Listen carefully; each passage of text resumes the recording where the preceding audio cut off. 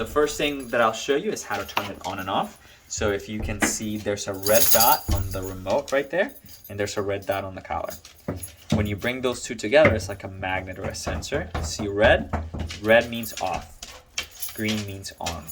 When you turn it on, wait for it to flash. If it flashes green, that means it's charged. If it flashes yellow, orange, or red, it means it needs charging. The charger is in this box. You can see the charger right there, and you can charge both the collar and the remote at the same time. Do not charge overnight. It only takes 1 to 2 hours to fully charge.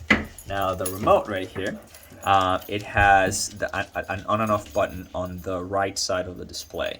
So that button, it actually says on off. I don't know if you can see it from there, but you're gonna press and hold that button until you see off or of, and then press and hold until you see on. This one has a display there that shows you the battery symbol. So it's pretty easy to see, you know, when it needs charging. Same thing, don't charge it overnight. It only takes 1 to 2 hours to fully charge. If you press the on and off button once, not hold it, you get that bright light. If you tap it again, it holds that bright light. That bright light is really cool for when it's dark and you want to track him, you want to see where he is. You can turn that light on like that. Now the buttons are displayed, are set as displayed here. You see M, C, V, and T. Momentary, continuous, vibration, and tone. We usually use the continuous here, and that is how we find levels. So I'll show you on myself. So I'm gonna put this on my wrist, and what I'm gonna do is I'm gonna press and hold the red button on the side and then move the intensity dial up until I start feeling it. And I don't even have to look at the remote, I just wait for the sensation. So I'm starting to feel it there.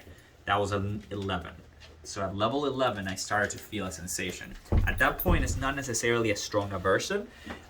So if I wanted, let's say I was really hungry and I was eating chicken wings and ranch, you would have to go way higher for me to stop. So like I probably, actually surprisingly, even though it's not that much higher, at 18, right now I'm feeling it significantly higher than 11. So, and sometimes it'll be like that depending on where it's sitting. This is the next part.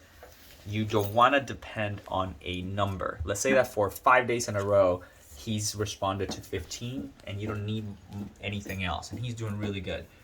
It doesn't mean that next day you do 15 and he doesn't care, that you shouldn't go up. You should always find the minimum where he responds. And what we were looking for is what you saw earlier, which was the compliance look. They're looking over there, you're like, no, and finally they're like, okay, got it, I messed up, I'm sorry.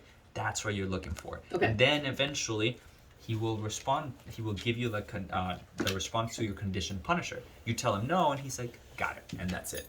Yep. Does it matter how that goes